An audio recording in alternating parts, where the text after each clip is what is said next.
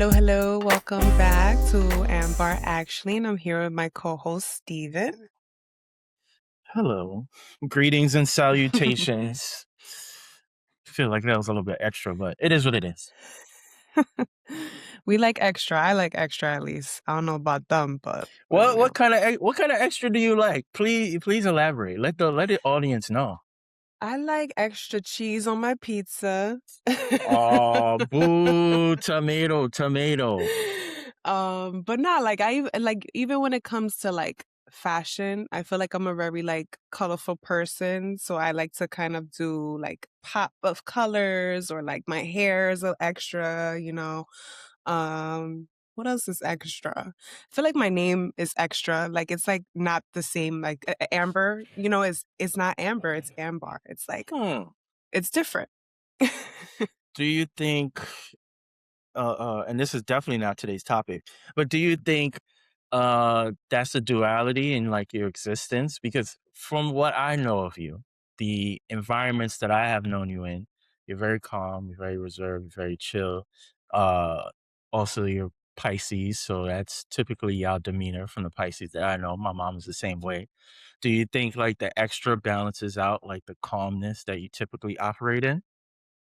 I think so. I think when people do see that side of me, like once I get comfortable with somebody, like I want to share that extra about me. Um People are like very like, "Oh wow, I didn't know you had this in you." So I kind of keep it. I kind of Mm. gatekeep that side a little bit.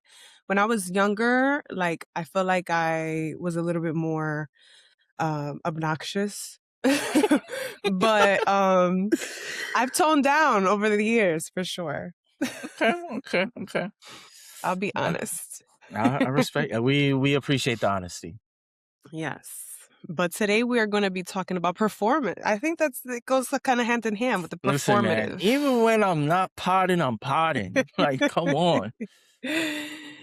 Following the script, performative living and the American dream illusion. We're going to tie Mm, in I think that's a very important topic these days, especially with inflation and the economic status of it all. Um a lot of people aren't living, they're performing the life they were told to want.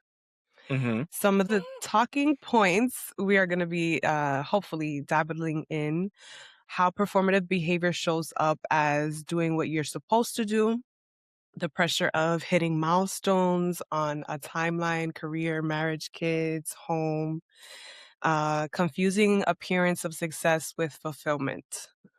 mm. So, yeah, a lot of great things to discuss today. What would you like to start off with? Um, and I don't know if this necessarily ties into one of the pillars that we're going to discuss, but it's interesting how performative is the conversation for this recording. And more recently, performative has been kind of, I don't want to say trending, but it kind of been the topic of conversation to a certain extent on social media when it comes to J. Cole. Obviously, this episode is going to come out probably like maybe a month or so after his album has already released, but I don't know if you're aware, but I don't know if you even really want to call it promotion, but he's essentially been like driving around his old Civic that he used to drive when he was first starting his career or first starting to, uh, make a name for himself as a rapper. And so he's been driving around basically, it's almost like cross country. At the time of this recording, he's now in New Orleans. So, Oh, yeah, he's been all over the place. He's been in Atlanta, he's been to DC, Philly, he was in New York end of last week.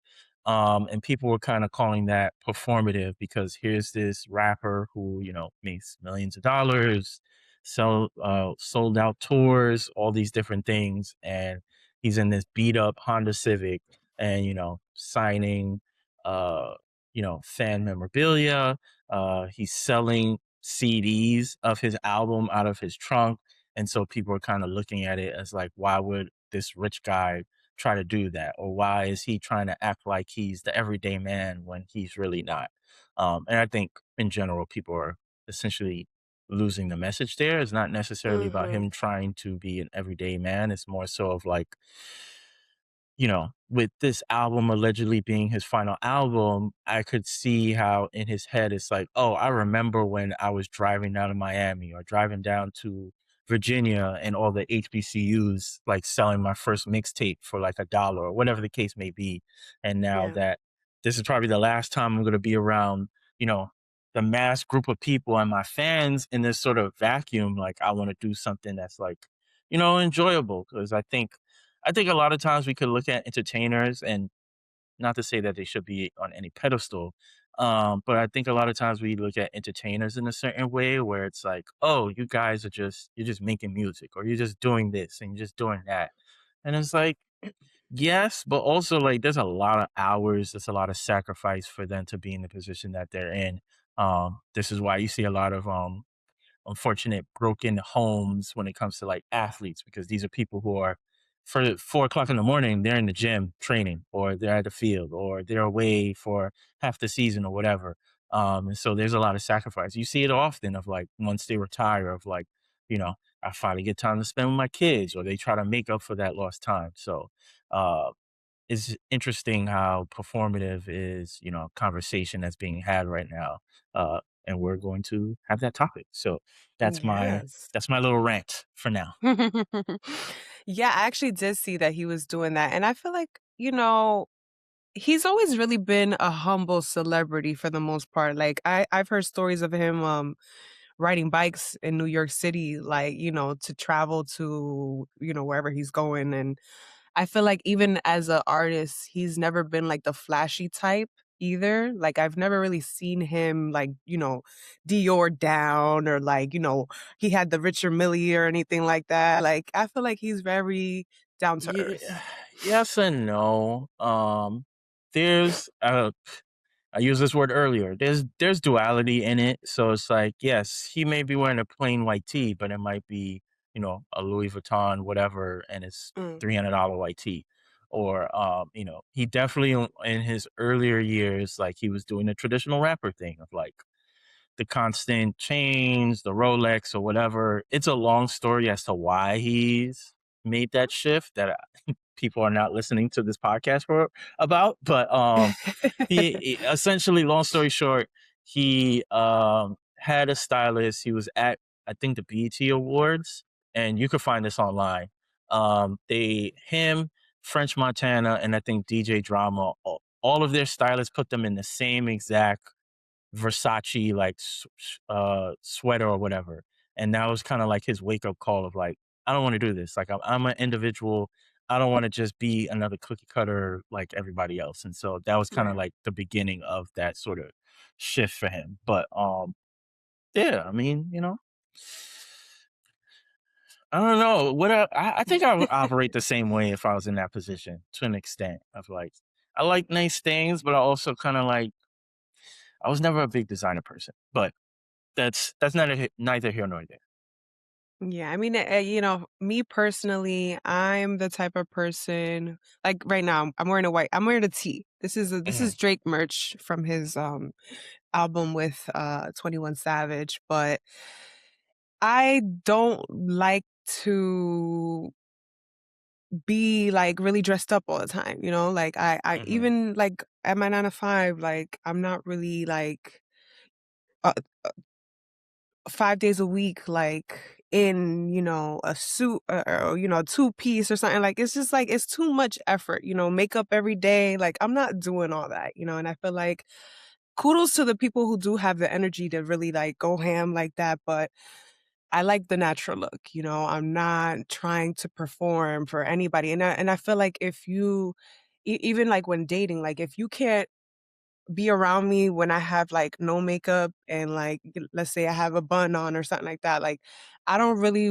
want to be with somebody who's not gonna like accept the duality of that because it's like, mhm, damn, now I gotta be up to par all the time and like, it's just too much pressure on me. And on women in society, I feel like the beauty standard it always fluctuates too. Like, not too long ago, it was like everybody wanted to have like the Coke shake bottle, and now everybody's on Ozempic, and it's like skinny is back or whatever. And it's just like too much that it could get overwhelming if you don't know yourself and if you're trying to mhm. really fit in all the time.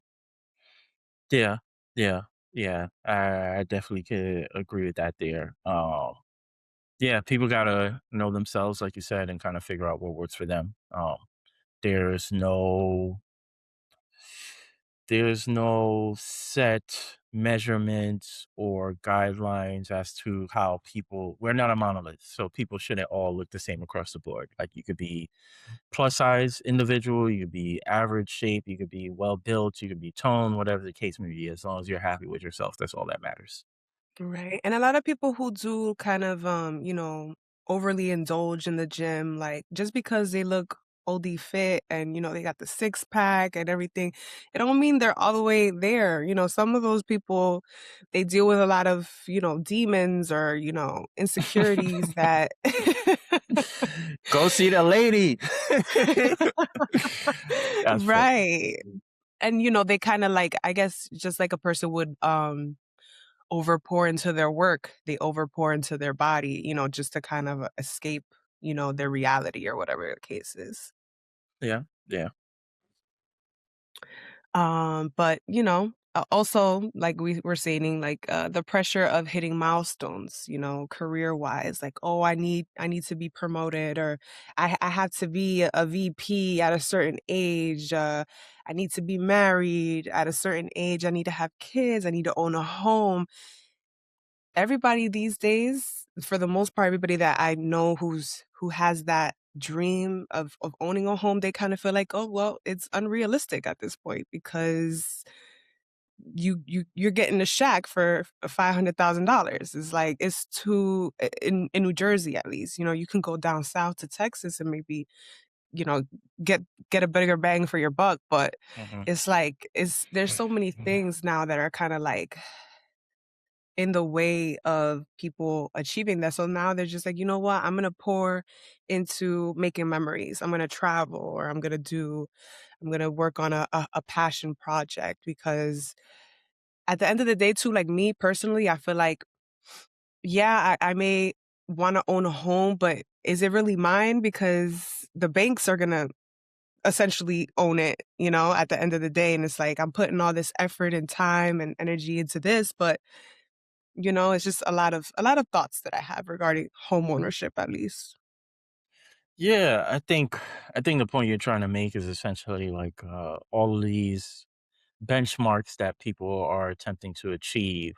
Like, are they really your benchmarks, or are they the accomplishments that someone else wants for you, or what society deems as what makes you worthy of like? And I think which kind of ties into partially a conversation we were having, I think off air of like, like trying to do what works for you and like not necessarily trying to check off boxes just because they say X, Y, and Z. That's what I was trying to think of. Because we're having a conversation about entrepreneurship and like, people kind of put individuals down of who don't find a way to like make money outside of work, and the whole seven streams of income to become a millionaire and all that sort of rhetoric. And I think that also spills into other aspects of our livelihood as well.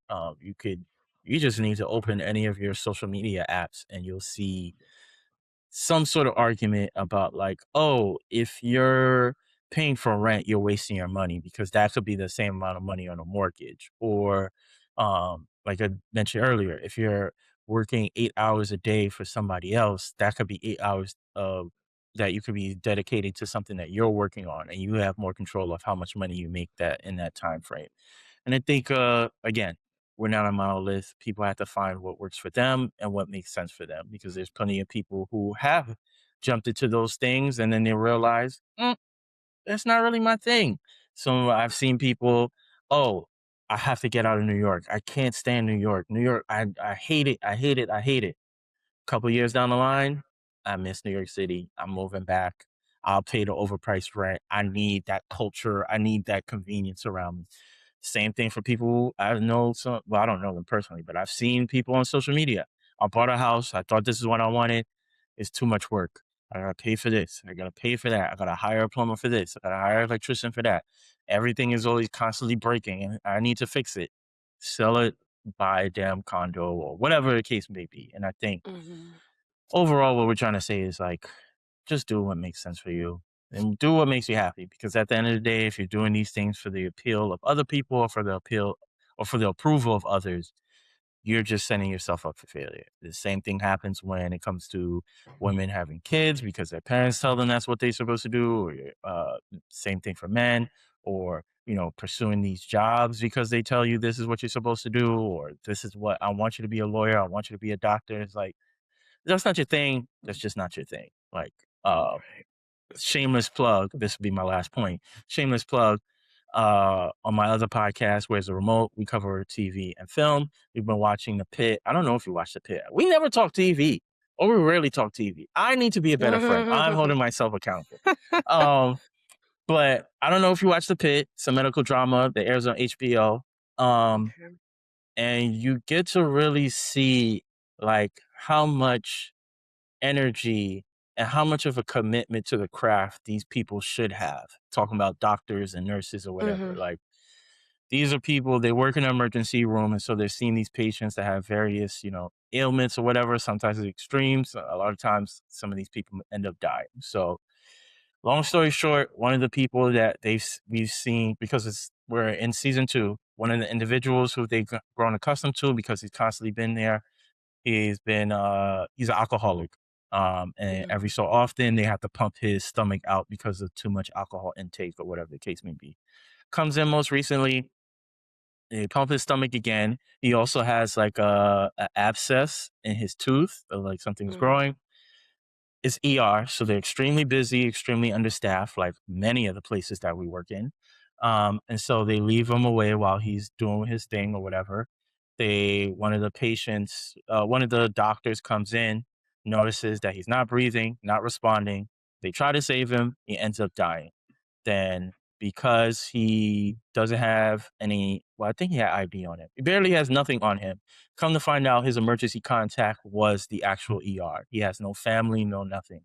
Wow. So the episode ends with them essentially in this room where they like, and you see this in other scenes, like they prep the body, which is the first time I ever seen a body being prepped that's died or whatever. So they prep the body to do all these things, and they basically all the staff come in to like pay their respects to this person that they've seen over 100 times.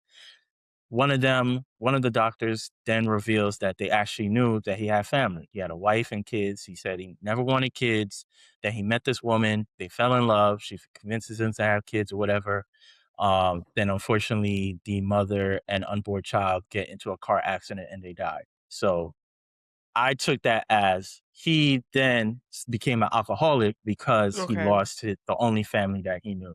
And so I say all of that to say people need to pursue the things that they're passionate about, because you get to see like how much they genuinely care about this individual. Even he's died. Like they could have easily, hey, body is done, whatever, like Mhm. we can move on. We got other patients we need to worry about. They put him in a special room before he's gonna get cremated, and like they went in there to pay their respects, and like people should pursue the things that would like to, because some of these roles, some of these positions require you to have a level of care and passion that a lot of these other roles you could just clock in and clock out. Some of these jobs you just can't do that. And so it Yeah. makes sense to pursue things that mean something to you or stimulate you in some sort of way. I agree. I actually was having this conversation with a friend of mine because he's in the creative space and he's fortunate enough to have it his full-time, career. And he was basically saying like a lot of people who are in that space, the creative space, they kind of give up because one, they don't have the passion. And, Hmm. two, they in the beginning stages or even, it could take a long time to really monetize when you're creative, right? So if you don't have that drive and that like, that love for your craft, you're not gonna succeed or, even see the light to the end, hopefully, monetizing or not. Like sometimes it's just, something that you want to do and it fulfills you and it takes you away from the 9 to 5, or whatever the case is. And it's like if like you said, if you don't have that passion, you're not gonna be in it or it's not gonna be fulfilling. Yeah, you're gonna quit. You either gonna quit, depending on what it is, or you're just gonna be really shitty at your job, or you're just gonna be a shitty person to deal with. We've all been in the hospital, we've all been in urgent care at some point, or whatever the case may be, and we've all dealt with individuals who haven't been ideal with us. And it doesn't even have to be in medical field. We've dealt with lawyers, or we've dealt with, you know, people who work in retail. Doesn't matter the industry. And usually when you interact with people who are not ideal, it's usually because of, hey, this is not really my thing, or I've had enough. Or, sometimes people just have a bad day. But I think Mhm. more times than not, like, it's usually because this is not where I'm supposed to be. Like, there's Right. something else that's calling me, or there's something else that I'd rather be doing in this time. So, yeah, that's why it's important to not be performative and like pursue things because everybody else is doing it. Because, like you said, if you want to be good at something, it's going to take time. Even the people that you see now that you think just came out of nowhere, like, no, like, uh, I hate to bring up J. Cole again, but that's a perfect example of like, here's somebody who, he's had this essentially what 19-year career, if I'm doing my math correctly. But Wow. like his early dreams, he thought growing up in North Carolina, I just gotta get to New York, somebody's gonna hear me, and then eventually I'm gonna get signed. It took 4 years of college, didn't get signed, and I think maybe 2 years after that of him working in a call center before he got his opportunity, and then he's been rapping since he was, like, what, 14 years old? So you could essentially say, like, I don't know, maybe 11, 12 years before he made his break. Like, that's usually how it goes. Like, there's Yeah. nobody out here that's, like, overnight, they just become a thing, and even if they do in those cases, those are usually people that are here today, gone tomorrow. So, Right. uh yeah, like, just do the things that make sense to you and what you want. It's basically what we're trying to say.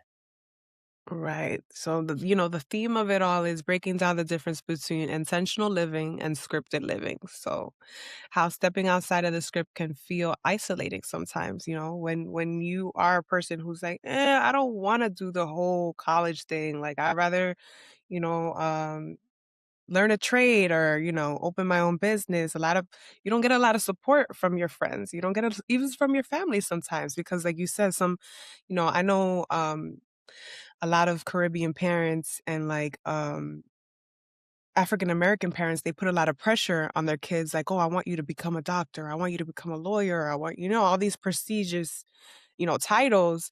But it's like a lot of the time they don't really want to do that, or they end up quitting, because it's like I don't really like have the drive to learn all this, and or they do get in the field and unfortunately find out the hard way that, oh wow, like, do I really want to do this for the rest of my life?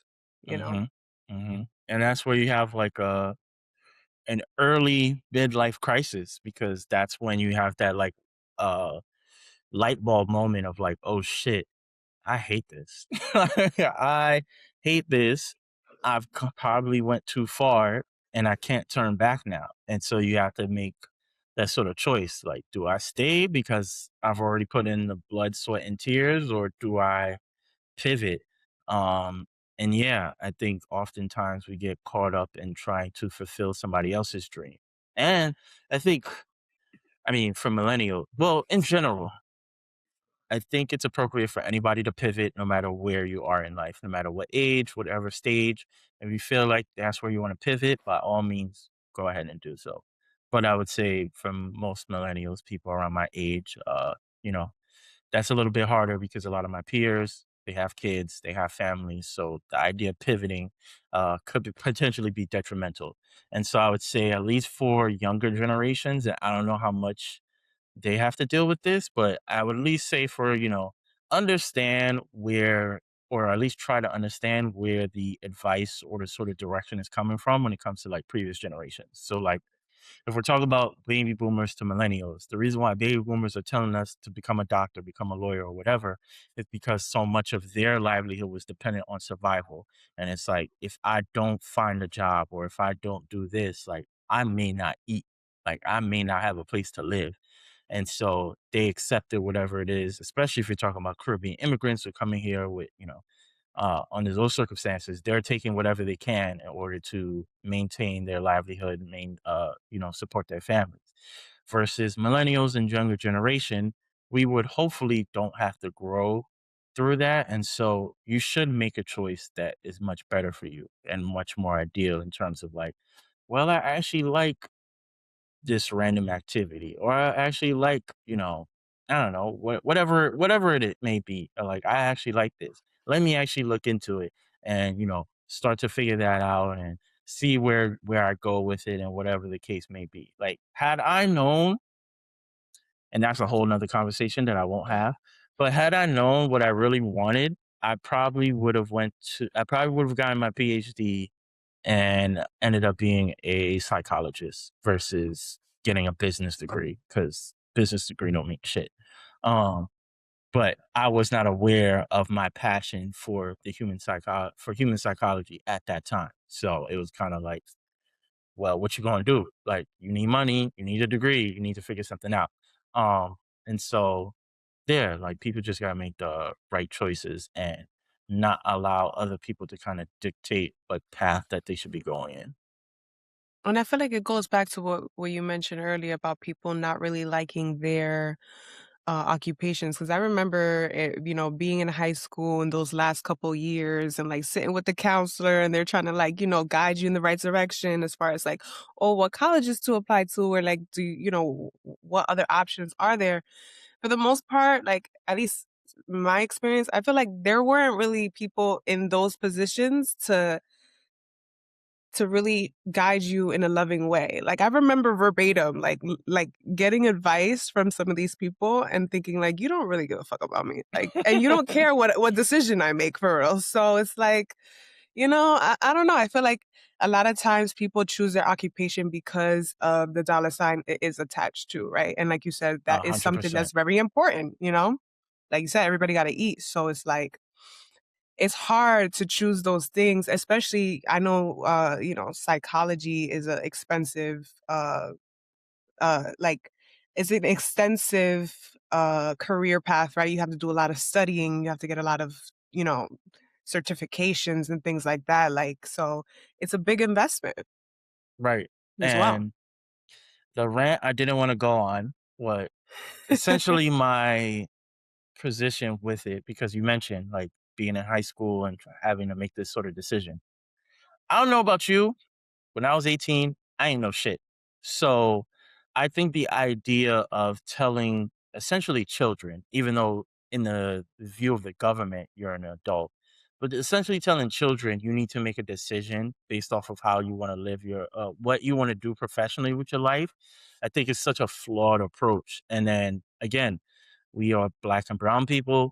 Very few of us come from money. So there isn't the opportunity to kind of just sit around and experience life for us to like determine what it is that we want out of life. Like, you better know what you want at 18 because it's going to be detrimental. And I think you see that now. Like, so many people are really going against corporate America because they hate what it represents. They hate all the different things that they have to deal with in that environment. But it's like, we pursued these paths, or we tried to get these corporate jobs because we need the benefits, we need the higher salary, we need all these different things, but it's like, this isn't stimulating me, it's impacting my quality of life. But I'm also in a position where I can't necessarily pivot if I want to pivot. Like, sometimes you gotta take the risk, like I did, of like resigning from my previous job. But like, not everybody's in that position. Like, some people don't have family support or have any, some people live in completely new cities for that job and don't have anybody they could go to. Like, a lot of times when you see I don't know about the Mhm. rest of the country, but a lot of times when you go to these big cities and you see homeless people, these aren't necessarily drug addicts all the time or whatever. These are sometimes people that come from out of town, move there because of their job, or whatever the case may be. They end up losing their job, no friends, no family, no form of support, and they end up on the street. Um, and so, yeah, it's really, really difficult to tell somebody at 18, you need to figure out what you need to study for the next 4 years because you then need to get a job.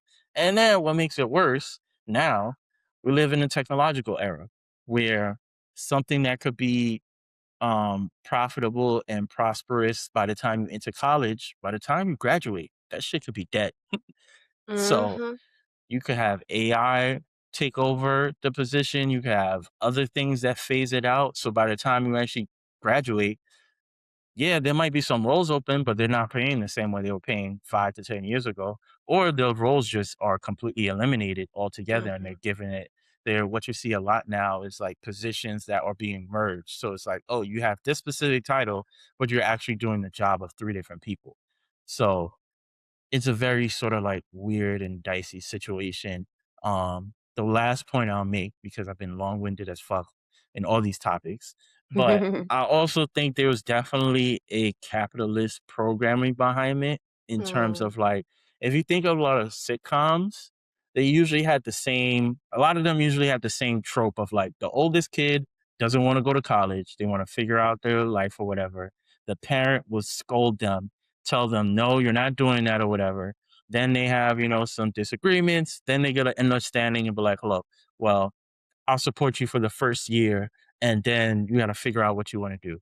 And then by then the child is like, you know what? I'm going to go and I'm going to test it out or whatever the case may be.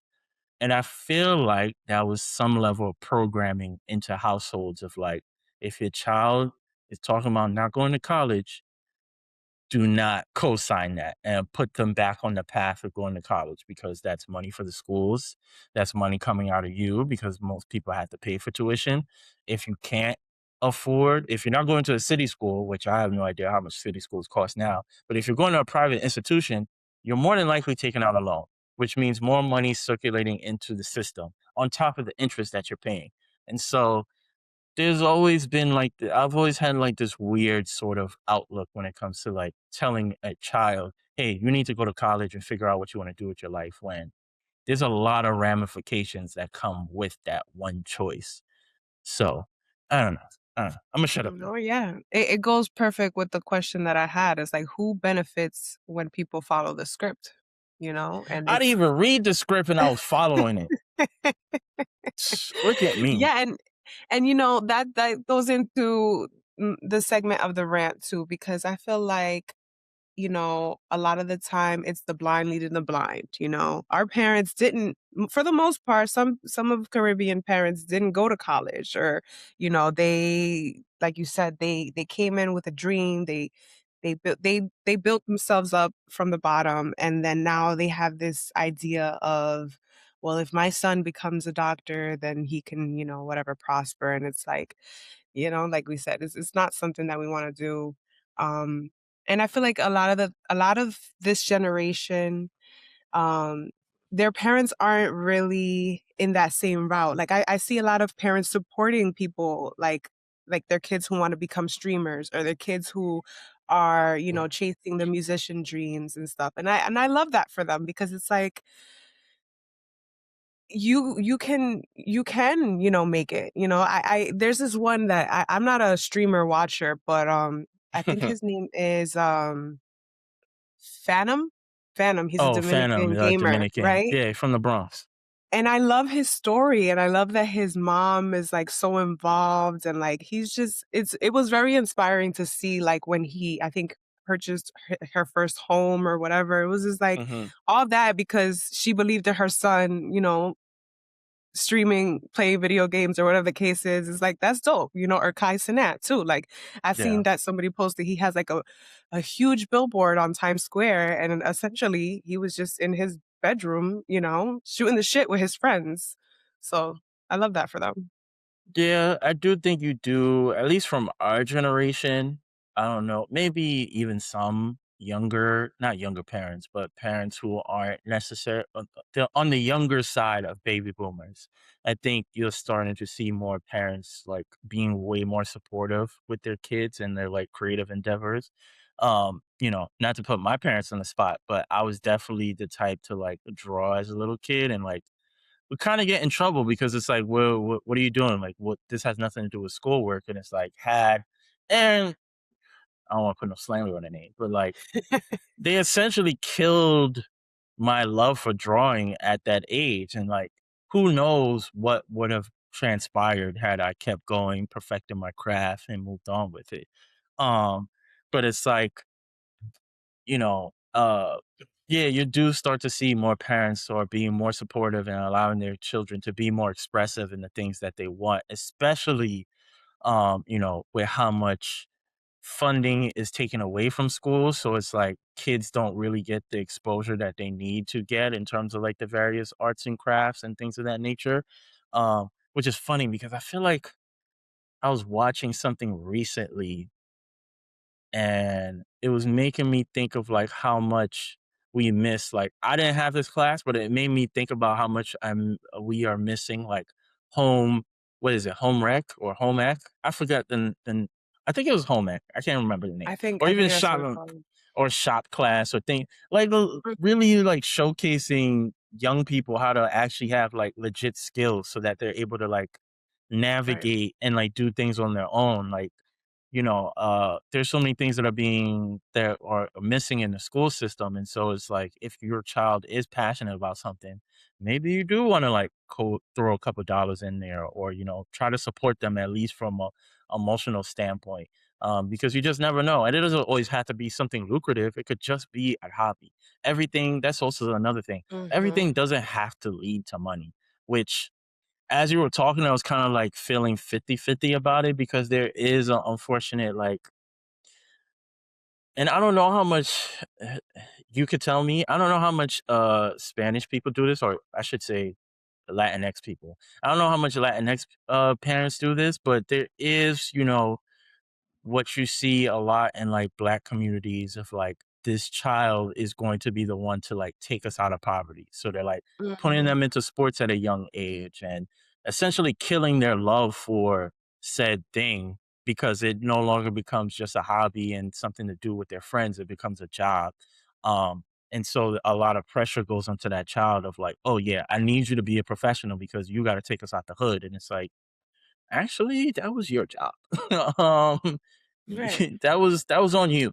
Um, and so I haven't necessarily seen it with the streamers. I have a very other viewpoint when it comes to streaming culture and how it can have I think is going to have a negative impact on society, but that's for another podcast.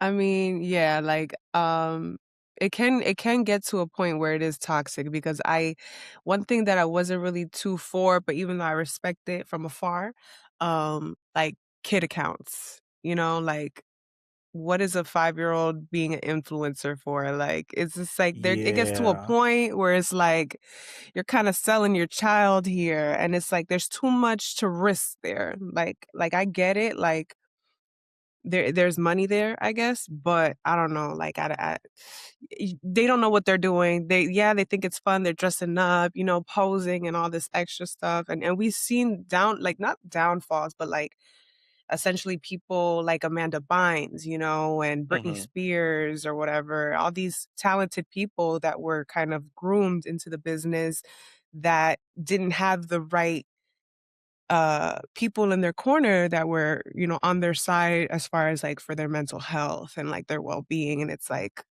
they kind of, prayers out to those people, but yeah. Yeah. Gosh. Yeah. I yeah. More power to That's 'em. another topic for another day, right? As well. Listen, this could be a 3-hour podcast. But I have a fun game, or this might be, easy for you, but I um mean, I killed the first 2 games, so, if you want me to destroy another one, I'll play it off as if I don't know the answers. Okay, this game is called Scripted or Self-Chosen. So, Okay. I'll read some scenarios and you answered if it's scripted or if it's self-chosen. Scripted in terms of, like, what do you mean by scripted and self-chosen? Like, for example, buying a house because it's time. Do you think people Oh, that's good. Oh, okay, I get what you're saying. Yeah. So that would be scripted because what script is time? Yeah, like, what is time? right. Time is fucking fake, to me, in my opinion. And an Well, illusion. I don't know about all that, but time. time that one could be a gray area one because it could be time. Like you could be over your surroundings, you could be over living in an apartment, you need more space. But I would say that's more so like scripted. Staying in a relationship because it's stable or looks stable. It is stable or looks stable. That's two Looks different things. stable. I'm guessing that's self-chosen, Yeah, but looks stable could be deceiving because it could look stable to the outside looking in, but the people involved could be going through it. true. And sometimes a lot of people stay in things because it looks like they're, doing well to their friends, to their family. So it's like, "Oh, yeah, I don't wanna break up because, X, Y, and Z and, like, whatever," but they low key like, "I hate him. I hate him." Like, I feel see like what I that's why mean? a lot of people are opting out of just marriage and all that because it's just like I don't really I saw a y very interesting TikTok on that recently of, like, the idea of, people are people I can't remember the phrase she used exactly, so I could be, using the wrong phrase. But there's like this hyper sense of self-protection that's going around that's somewhat counterproductive. mm, Um, so you have, and not to get into another rant, so you have one side of like men who don't approach women in general because now becomes like now we have this sort of like creep like culture of like you're a creep while you're approaching me or whatever the case may be. Or like you have people who unfortunately they'll post shit on social media like I told this guy get away from me and he wouldn't listen and he said hello, like, calm down. You have one of those, and then on the other side, for some of the women, they have gotten super protective where it's like, "Oh, I just wanna do my solo thing or hang out with my girls, or when I go out, I just wanna hang out and with my people. I don't go out with the intention of engaging with other people in any capacity." And so both sides are doing, like, a self-protection thing, which means nobody's actually getting together. So, yeah, very, very interesting times that we're in. mm, Very definitely. interesting times. Choosing a career path for security over passion. This was a tough one because it could be both, but I'm gonna say it's scripted Yeah, because hey, sometimes you for some people they have to make that choice. Like the money affords them things that they just can't live without, or they just have a lifestyle that they need to maintain. So it's like they rather, and also there are people in the world where they don't have to work in something that they're passionate about. Like they have their own stuff that's outside of their work and they'll get yeah. their stimulation there and work is just work. They do their time, they cash in their check and like that's it. I wish I was that with that type of individual, but fortunately I'm not. So, but yeah, I'm gonna go with scripted for that one. Okay, and then lastly, taking a break when the world says grind. That's always gonna be self-chosen. Right. I'm a perfect example of that. I didn't necessarily need a break. I was over it. So I chose myself. Yeah, that's always gonna be self-chosen. Like people, because it kind of goes into the whole self-protecting thing of like you always got to choose yourself Mhm, in every sort of capacity. We still need to have some level of human decency, common courtesy, human connection. But at the end of the day, you still have to choose yourself because you have to be happy and content with the decisions that you make. Got to be happy where you live, how you live, the people you decide to call your friends, the people you decide to date, the people you even engage with in your family. You don't have to talk to people who do not engage with you in the manner that you would like to. And the mhm, same thing can be said for work and the things that you're passionate about. Like, don't pursue something because it's hot. Oh, everybody's podcasting. I could do it. I mean, we always see, I mean, I don't know how much now, but we've seen those booms of podcasting in previous years of people jumping into it. And like you mentioned earlier, if they're not really passionate about it, they quit. They're mhm. in one day, out the other, because they just assume, oh, I'm funny, I'm entertaining. People just gonna tune in and like we gonna pop off. Like That's not how it works. Like, I am a testament to that. I've been someone who been podcasting almost 10 years now. I have not bubbled in any sort of capacity. Well, let me not say that. When I was in my heyday, I was starting to make some noise around the city. But outside of that, like, I wasn't getting offers, I wasn't getting deals or things of that nature. Those things take time. Those things, it's over. Unless you someone who already have a social following or you're a celebrity of some sort, like, it's going to take a much longer path for you to arrive to the that sort of level of success if that's what you're aiming for. And so Yeah. yeah, it's just with every aspect of life, like, you gotta choose things that make sense for you and, like, being performative and, like, "Oh, I'm gonna do this," because even streaming, like, everybody thinks that, these kids, they think they could just turn on their computer and just because they play video games, like, they cool, like, that's not how it works, like, Right. yes, there's a lot of them that are somewhat, popular and effective or whatever the case may be, but, like, there's a reason why we know Kai, we know Fana, we know certain people in that space. Is because 1, they've been doing it for a long time, and then 2, they're giving content to the people that other people can't replicate. Like, there's a reason why they are the cream of the crop, and there's not millions of them. Or even like, what's that kid from Florida, Speed, who's I think he's in Mm. Africa right now? Um, yeah, like, there's a reason why those people are in the cream of the crop. Like, same thing with professional sports. There's a reason why hundreds of people try to go to an NBA every year, but only, like, what, 15 actually make it? Like, that's how the game works out. So it's like, instead of just pursuing things because you think it's a lick or whatever, music. So many rappers drop music every day. There's a reason why we're still talking about J. Cole, Kendrick, Drake, whoever, Wale, whoever else you Wiz, whoever you want to throw in there. But then all Mhm. the newer people who necessarily weren't as talented and weren't as passionate about the craft, here today, gone tomorrow. Don't hear from Lil Baby, don't I mean, the Baby kind of made a comeback. That new song kinda slapped. Yeah, like, there's so many other people that here today, gone tomorrow because they just thought they could just make some money and, like, and they will, maybe, but Right. then that's just not gonna last. So, um, yeah, Money pursue the can't be thing. the only motivator at the Exactly. end of the day. Exactly. Like, if you Mhm. really want to have a substantial long-term career, there has to be some level of, like, passion with it. Even people that's in sales, technically, Mhm. they're in it for the money because they're selling, but in order for you to be successful at it, in order for you to have longevity in it, like, you have to have some level of passion in it in order for you to be good. Right. And then once you're good, if you're good enough, then the money's gonna come to you. So, um, yeah, people just gotta choose themselves and make sure that they're making the right choices under the right pretenses. And lastly, with that being said, sometimes the right choice is the wrong choice. Like, it could be right for you in that moment, and it ends up being wrong over time. And Mm. then understanding that, and then I was like, okay, I did this at this time because I thought that's what I wanted to do. I've come now to the realization this isn't what I wanted for me, or this is not what I wanted to do.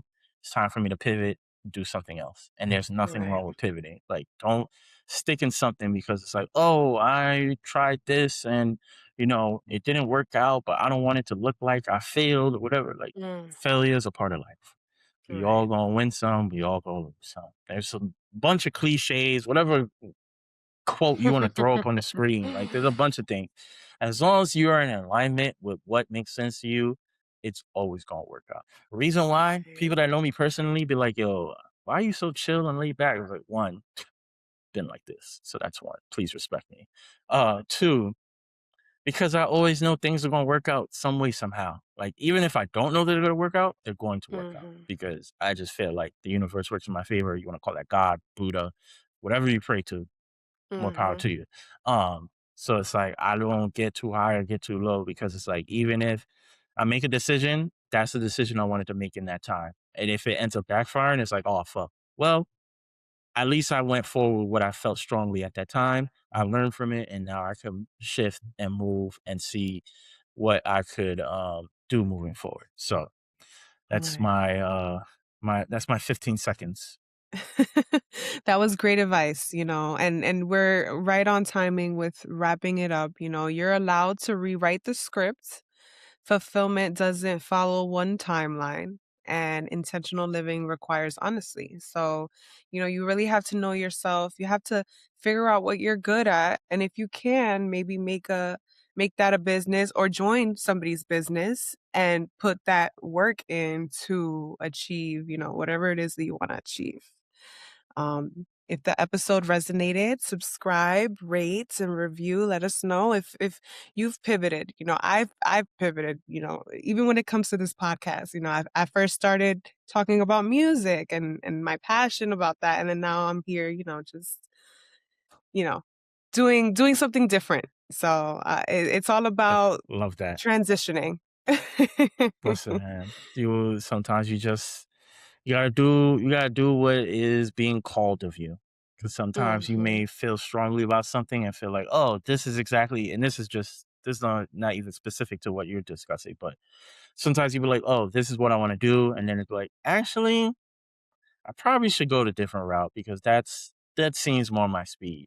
Even I may have felt strongly about this, but I'm actually going to go a different route because this makes more sense, or this flows easier. And sometimes you get those wake up calls, like you see certain hurdles because you want something so bad, and then when you actually take the different route, it becomes so much more smoother because that's actually the path that was designed for you.